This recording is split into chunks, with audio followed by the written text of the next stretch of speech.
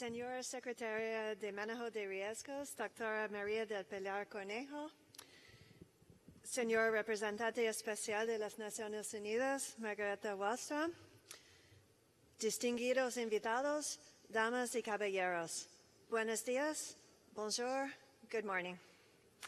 En nombre del Gobierno de Canadá, quiero presentar mi más profundo agradecimiento al Gobierno de Ecuador por la organización de este importante evento. Agradezco también a la Oficina de Naciones Unidas para la Reducción del Riesgo de Desastres por convocar a esta plataforma.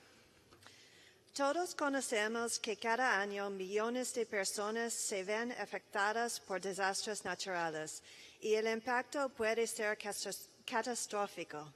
Los desastres naturales pueden devastar países enteros en una noche, desde la pérdida de seres humanos, hogares y medios de vida, hasta la destrucción de edificios y infraestructura. El tifón Haiyan en las Filipinas es un claro ejemplo de esta dolorosa situación.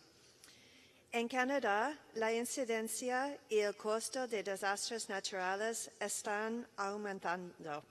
Recientemente, nuestro gobierno ha destinado 4,000 millones para la ayuda en desastres.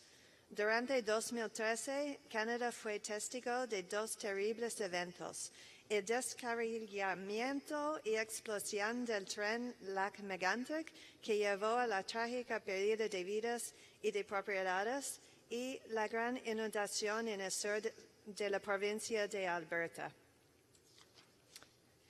Fortalecer la capacidad de las comunidades a resistir ante los desastres continúa siendo una prioridad para Canadá, tanto local como internacionalmente. Nuestro gobierno ha emprendido un enfoque integral en la reducción del riesgo de desastres y ha construido capacidades de resistencia, reconociendo que reducir y mitigar los riesgos y vulnerabilidades es mucho más efectivo que responder después del hecho. Localmente, Canadá está comprometido a avanzar en la prevención de desastres y está trabajando con las diferentes provincias, territorios y municipalidades para construir comunidades más seguras y preparadas. Canadá se encuentra desarrollando el Plan Nacional de Mitigación de Desastres, que contará con 200 millones durante 5 años para construir las bases de proyectos de información de riesgos y inversiones rentables en mitigación. Además, se cuenta con el nuevo Fondo Canadiense de Construcción de 14,000 millones que fue anunciado en 2014 y que incluye un proyecto de construcción de infraestructura especial para la mitigación de desastres. Estas inversiones demuestran el compromiso de Canadá de ir un costoso modelo de respuesta, recuperación, a un nuevo enfoque proactivo basado en mitigación y manejo preventivo de desastres. The health and safety of First Nations in Canada living on reserves is a priority. Canada is strengthening disaster management support to First Nations by providing dedicated funding for emergency response and recovery and emergency preparedness activities. Furthermore, Canada has introduced a $40 million program over 5 years for disaster mitigation initiatives on reserves. To further reduce risk, Canada will also be consulting with the insurance industry, provinces and territories, and other stakeholders to explore options for a national approach to residential flood insurance. Many of these conversations are taking place in our National Platform for Disaster Risk Reduction. Since 2010, Canada's platform has held an annual roundtable on disaster risk reduction to engage all sectors of society and individual Canadians on ways to foster disaster risk reduction. Last year's roundtable theme was Building Blocks of Resilience, Local, National, and Global Perspectives, and included discussions on issues such as climate change adaptation, land use planning, risk assessment, and Aboriginal resilience. Canada recognizes that to address the impact of a changing climate, financial and technical assistance needs to be provided for supporting international initiatives and programs. Through engagement in multiple international climate-related initiatives, Canada supports policy-relevant science, research, and capacity building to enable sound adaptation investment decisions in vulnerable countries and sectors, as well as at home. To that effect, Canada has provided $1.2 billion under the UNFCCC Fast Start Finance from 2010 to 2013, which includes significant support to climate change adaptation and disaster risk reduction in developing countries. Furthermore, through our leadership in advancing the global framework for climate services under the auspices of the World Meteorological Organization, Canada contributes to ensuring that nations and communities have equal access to climate science information and services essential to support natural disaster risk reduction. In keeping with our commitments to the Hyogo Framework for Action, Canada continues to support local and international efforts to build the resilience of individuals, communities, and countries to plan for and mitigate the effects of external shocks, including natural disasters.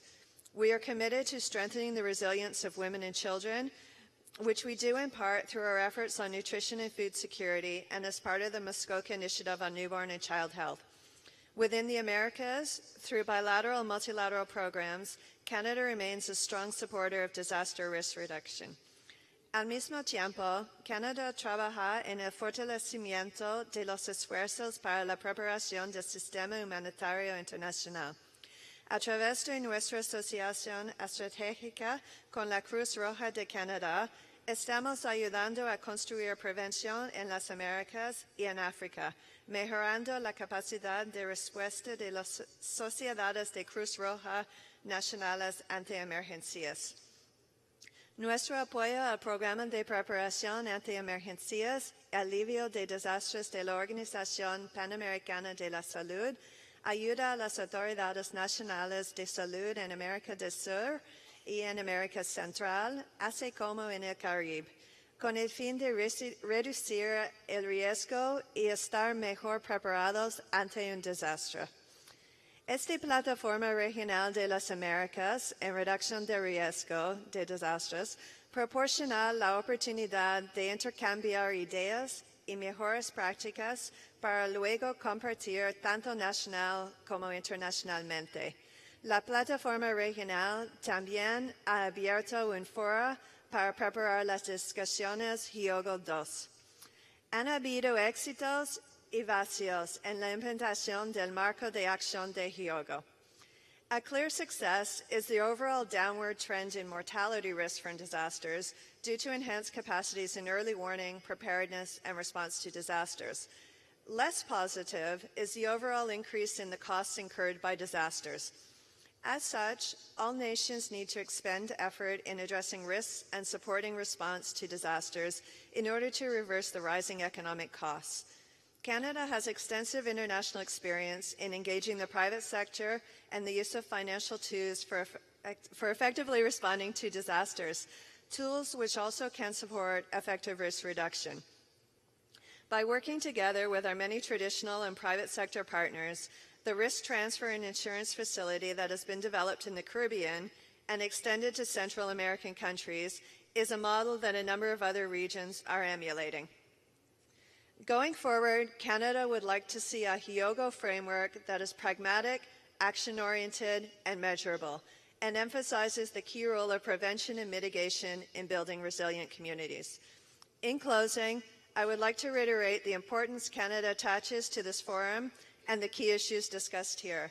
As Canada continues to make progress in meeting our Hyogo commitments, we are seeking the benefits of adopting an inclusive and participatory approach to advancing disaster risk reduction through initiatives like our national platform and investments in disaster mitigation. With less than a year before we're tasked with finalizing an effective international agreement on disaster risk reduction, Canada will continue to work with all stakeholders and partners to achieve an agreement that builds resilience to natural disasters across the globe in nations and communities. Thank you. Merci. Gracias.